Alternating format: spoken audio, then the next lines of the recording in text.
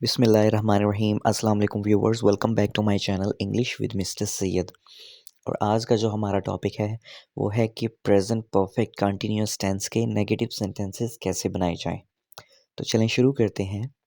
सबसे पहले हम ये देख लेते हैं कि प्रेजेंट परफेक्ट कंटिन्यूअस टेंस का जो फ़िक्रा है, जो सेंटेंस है, वो किस किस्म का होता है, उसकी उर्दू अलामत क्या होती है। उर्दू फ़िक्रे के आखिर पर रहा है, रही है, रहे हैं, रहा हूँ या फिर रही हूँ, एक तो ये अलामत होगी और साथ इसमें वक्त मुकर्रर होगा, यानी कि टाइम दिया गया होगा।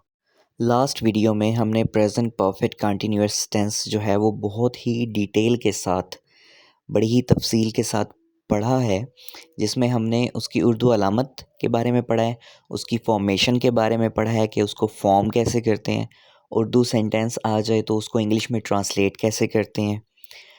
कुछ डिफरेंसेस पढ़े हैं, जैसे कि सिंस और फॉर का डिफरेंस है, या फिर जो उर्दू अलामात का डिफरेंस होता है, यानी कि 2 किस्म की उर्दू अलामात इसमें हो सकती हैं। ठीक है? हम ये सब कुछ अपनी प्रीवियस वीडियो में डिटेल से पढ़ चुके हैं। अगर आपको किसी भी किस्म की कोई कन्फ्यूजन है, या फिर आप इस वीडियो पे जो है मेरा चैनल व्यू कर रहे हैं, तो इससे जो प्रीवियस वीडियो है, यानी कि टेंसेस की प्लेलिस्ट में जो इससे पहले वाली वीडियो है, आप उसको व्यू करके देख सकते हैं। अब जो आज का हमारा टॉपिक है वो है प्रेजेंट परफेक्ट कंटिन्यूअस टेंस के नेगेटिव सेंटेंसेस कैसे बनाए जाएं। अब उर्दू अलामत मैंने आपको बताई कि इसमें उर्दू फ़िक्रे के आखिर पर रहा है, रही है, रहे हैं, रहा हूँ या फिर रही हूँ आएगा, प्लस उसमें टाइम दिया गया होगा, वक्त मुकर्रर होगा।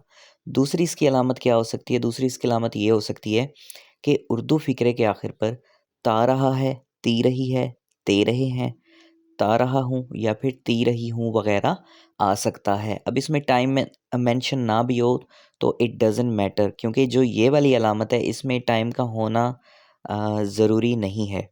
लेकिन जो ऊपर वाली अलामत है, रहा है, रही है, रहे हैं, रहा हूँ या रही हूँ वगैरह, उसमें टाइम का होना लाज़मी है। क्योंकि अगर टाइम नहीं होगा तो वो सिंपल प्रेज़ेंट कंटीन्यूअस टेंस बन जाएगा। बट अगर उस अलामत के साथ वक्त मुकर्रर होगा, वक्त दिया गया होगा, तो व्हाट डज़ दैट मीन, वो किसका फ़िक्रा है? प्रेज़ेंट परफेक्ट कंटीन्यूअस टेंस का। अब ये तो हो गई उर्दू अलामत। अब इसकी कुछ एग्ज़ाम्पल्स देख लेते हैं कि प्रेज़ेंट परफेक्ट कंटीन्यूअस टेंस के जो नेगेटिव सेंटेंसेस होते हैं, वो किस किस्म के होते हैं, उनकी पहचान क्या होती है कि ये नेगेटिव सेंटेंस है। आइए देखते हैं। मिसाल के तौर पर, अनवार हमें 5 साल से नहीं पढ़ा रहा है। एंड पे अलामत है रहा है, और दूसरा इसमें वक्त भी मुकर्रर है, यानी कि 5 साल से। दूसरी अलामत इसकी क्या है कि ये नेगेटिव सेंटेंस है, इसमें नहीं का लफ्ज़ आ गया है। दूसरी मिसाल देखें, मवेशी सुबह से खेतों में नहीं चर रहे हैं। नहीं भी आ गया है, रहे हैं भी आ गया है, और सुबह से यानी कि टाइम भी दे दिया गया है। What does that mean? ये प्रेज़ेंट परफेक्ट कंटीन्यूअस टेंस का फ़िक्रा है। हम यहाँ क्रिकेट नहीं खेलते रहे हैं। ते रहे हैं, अब ये दूसरी अलामत है, ते रहे हैं, इसमें टाइम का मेंशन होना लाज़मी नहीं है। वो अपना काम नहीं करता रहा है। नहीं भी आ गया, what does that mean? Negative है, और ता रहा है भी आ गया। ठीक है? क्या मतलब बनता है कि ये प्रेज़ेंट परफेक्ट कंटीन्यूअस टेंस का सेंटेंस है, उसका फ़िक्रा है। वो कई सालों से इस्लामाबाद में नहीं रह रहे हैं। नहीं रह रहे हैं। आपको पता कैसे चलेगा कि नेगेटिव सेंटेंस है? जब उसमें नहीं का लफ्ज़ आ जाएगा। अब इसकी फॉर्मेशन कैसे करते हैं? इसको इंग्लिश में कैसे ट्रांसलेट करते हैं? आइए देखते हैं।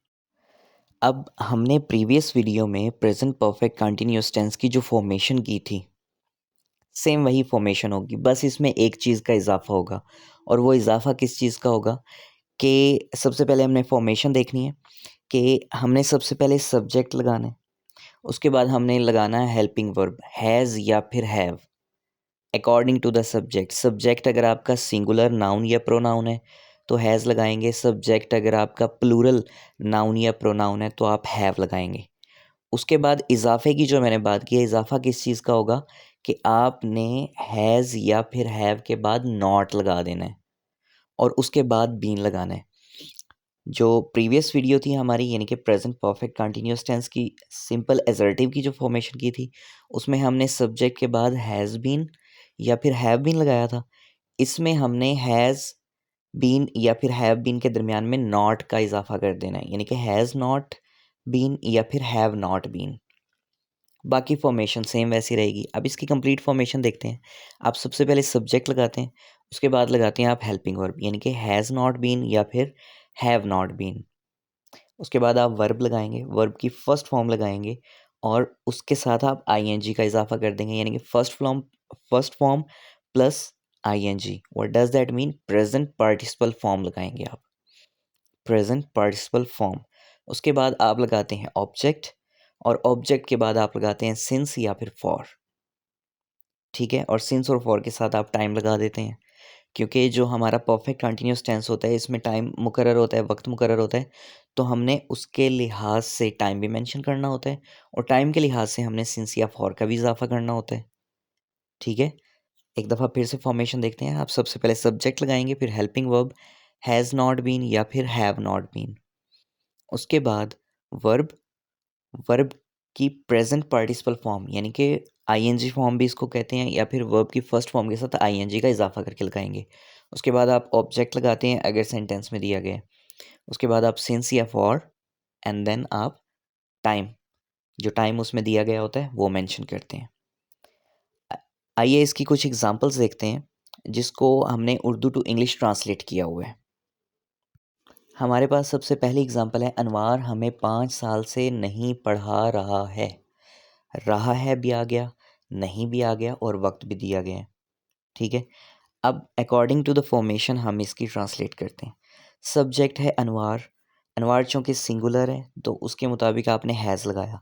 अनवार has not been, Anwar has not been teaching us, आपने वर्ब लगाया टीचिंग, ऑब्जेक्ट लगा दिया us, teaching us for 5 years. Since और फॉर का मैंने आपको डिफरेंस बताया था प्रीवियस वीडियो में, कि अगर आपके पास वक्त जो है कोई स्पेसिफिक पॉइंट से शुरू हुआ है तो आप सिंस लगाते हैं, और अगर किसी स्पेसिफिक पॉइंट से स्टार्ट नहीं हुआ, कोई तयन नहीं किया गया वक्त का, ठीक है, तो आप उसके साथ फॉर लगाते हैं, या फिर कोई क्वांटिटी दी गई हो तो उसके साथ फॉर लगाते हैं। तो अब यहाँ पे चूँकि 5 क्वांटिटी है तो आप इसके साथ फॉर लगाएंगे, कोई स्टार्टिंग पॉइंट भी नहीं है तो आप फॉर लगाएंगे। Anwar has not been teaching us for 5 years. उसके बाद है, मवेशी सुबह से खेतों में नहीं चर रहे हैं, नहीं।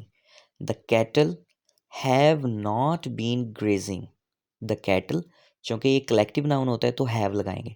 The cattle have not been grazing in the fields since morning. अब चूँकि ये स्पेसिफिक पॉइंट है, स्पेसिफिक पॉइंट से काम स्टार्ट हो रहा है तो आप सिंस लगाएंगे, सिंस मॉर्निंग।